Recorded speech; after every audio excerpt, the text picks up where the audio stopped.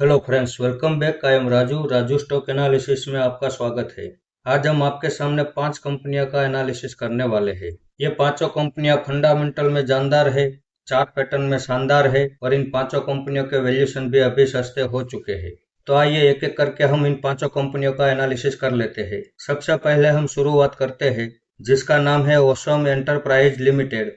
अब इसके फंडामेंटल में शेयर होल्डिंग पैटर्न हम देखें तो पब्लिक के पास 26% जितनी होल्डिंग हमें यहाँ नजर आ रही है। उसमें भी 5% जितनी होल्डिंग तो बड़े इन्वेस्टर के पास है, यानी कि पब्लिक के पास केवल 21% जितनी होल्डिंग है। एफआईएस के इसमें 0.11% की होल्डिंग है। बाकी की सारी होल्डिंग प्रमोटर के पास मौजूद है। इसके आगे बैलेंस शीट में हम देखें तो इस कंपनी के ऊपर 1 रुपये का कर्ज नहीं है। उसके सामने इस कंपनी के पास 129 करोड़ का तो रिजर्व है। अब 2017 से लेकर अब तक का रिजर्व का डेटा आप देख सकते हैं। हर साल इस कंपनी में रिजर्व बढ़कर ही आ रहा है, तो इस हिसाब से इनकी बैलेंस शीट काफी मजबूत और दमदार है। उसके आगे प्रॉफिट एंड लॉस सेगमेंट में हम देखें तो ईयर वन ईयर ये कंपनी कंपलसरी प्रॉफिट कर रही है और इस साल इस कंपनी ने जो प्रॉफिट किया है वो अब तक के हिस्ट्री में सबसे हाईएस्ट प्रॉफिट है। साथ में यह कंपनी हमें डिविडेंड भी दे रही है। तो आज हमने इसमें यहाँ एक एंट्री कर ली है जिसकी स्क्रीनशॉट आप देख सकते हैं। इसमें हमारा दूसरा सपोर्ट 70 रुपये के पास रहेगा। अगर यहाँ से और ज्यादा बड़ी गिरावट करके 70 रुपये के पास आता है तो वहां पे हम दूसरी एवरेज करने के लिए तैयार है। और अगर वहां से भी ज्यादा बड़ी गिरावट होती है तो 40 रुपये के पास हम तीसरी एवरेज करने के लिए भी तैयार है। इसमें हमारा जो टारगेट है वो 200 रुपये का रहने वाला है। 200 रुपये के भाव में हम 75% होल्डिंग एग्जिट कर देंगे और बाकी बची 25% होल्डिंग लॉन्ग टाइम के लिए छोड़ देंगे। अब 2010 से लेकर अब तक का चार्ट आप देख सकते हैं। ये हायर हाई हायर लो के पैटर्न से ऊपर की ओर मूवमेंट कर रहा है, तो इस कंपनी के ऊपर हम भरोसा कर सकते हैं। आइए तो अब देखते हैं हमारा अगला स्टॉक जिसका नाम है एसपीएल इंडस्ट्रीज लिमिटेड। अब इसके फंडामेंटल में शेयर होल्डिंग पैटर्न हम देखें तो पब्लिक के पास 24.5% जितनी होल्डिंग हमें यहाँ नजर आ रही है। गवर्नमेंट की इसमें 0.32% की होल्डिंग है। एफआईएस के पास इसमें 0.13% की होल्डिंग है और बाकी की सारी होल्डिंग प्रमोटर के पास मौजूद है। अब यहाँ पे आप देख सकते हैं इसी साल जून क्वार्टर में कंपनी के प्रमोटर ने 6% जितनी होल्डिंग बढ़ाई है, तो ये बड़ी अच्छी बात है। इसके आगे बैलेंस शीट में हम देखें तो इस कंपनी के ऊपर भी 1 रुपये का कर्ज नहीं है। ये एक जीरो डेब्ट कंपनी है। उसके सामने हम रिजर्व देखें तो 180 करोड़ का तो रिजर्व है। अब 2014 से लेकर अब तक का रिजर्व का डेटा भी आप देख सकते हैं। हर साल इस कंपनी में भी रिजर्व बढ़कर ही आ रहा है, तो इस हिसाब से इनकी बैलेंस शीट भी बड़ी पावरफुल और दमदार है। इसके आगे प्रॉफिट एंड लॉस सेगमेंट में हम देखें तो ईयर वन ईयर ये कंपनी कंपलसरी प्रॉफिट कर रही है, तो इसका फंडामेंटल में भी कहीं कोई खराबी नहीं थी। तो आज हमने इसमें भी यहाँ एक एंट्री कर ली है जिसके स्क्रीनशॉट आप देख सकते हैं। इसमें हमारा जो दूसरा सपोर्ट है वो 30 रुपये के पास रहेगा। 30 रुपये के पास हम दूसरी एवरेज करने के लिए तैयार है। हो सकता है वहां से भी ये बड़ी गिरावट करना चाहे तो करने दो, तो फिर हमारा इसमें 20 रुपये के पास तीसरा सपोर्ट रहने वाला है और वहां पे तो हम दिल खोल के इन्वेस्टमेंट करने वाले हैं। इसमें हमारा जो टारगेट है वो 90 रुपये के पास रहेगा।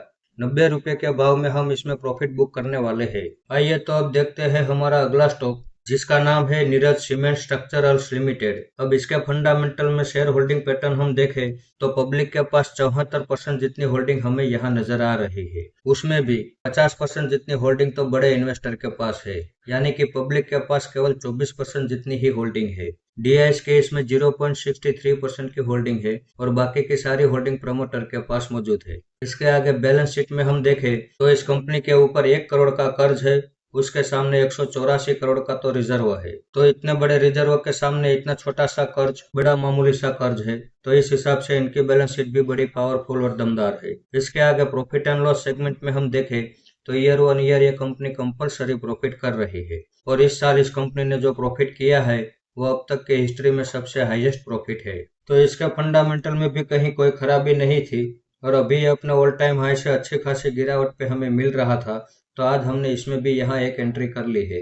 इसके स्क्रीनशॉट भी आप देख सकते हैं। इसमें हमारा जो दूसरा सपोर्ट है वो 25 रुपये के पास रहेगा। 25 रुपये के भाव में हम दूसरी एवरेज करने के लिए तैयार है। अगर वहां से भी बड़ी गिरावट होती है तो इसमें हमारा तीसरा सपोर्ट 15 रुपये के पास रहेगा। 15 रुपये के भाव में तो हम दिल खोल के इन्वेस्टमेंट करने के लिए भी तैयार है। इसमें हमारा जो टारगेट है वो 80 रुपये का रहने वाला है।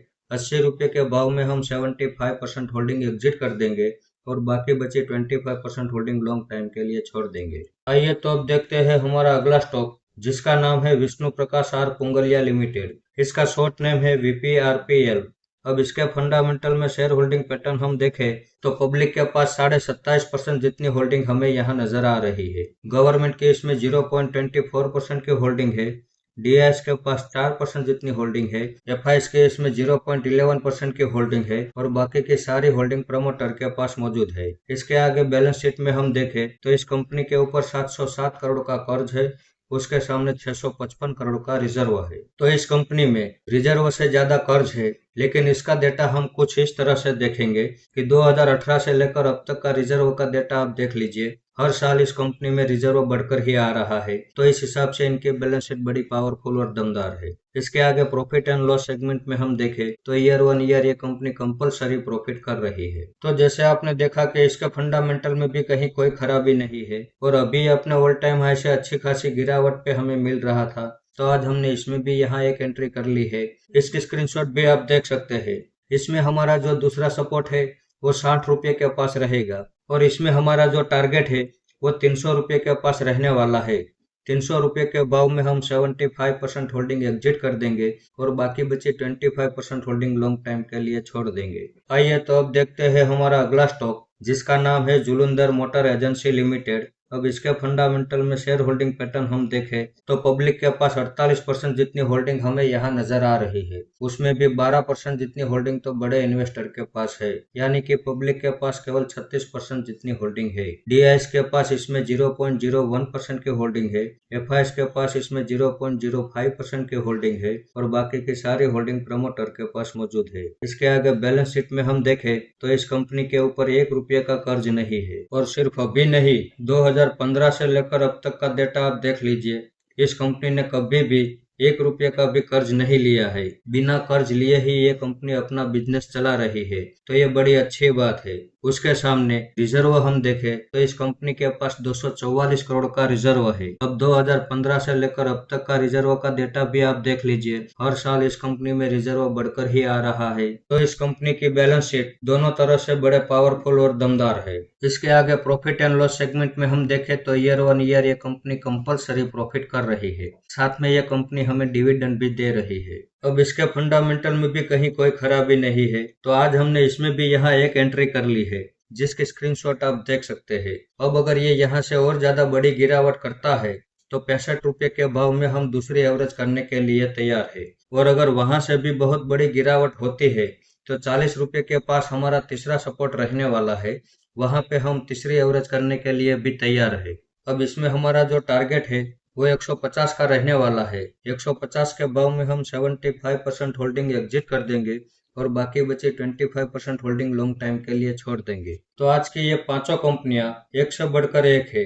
फंडामेंटल में, चार्ट पैटर्न में, वैल्यूएशन में, तो हम इन पांचों कंपनियों के ऊपर भरोसा कर सकते हैं।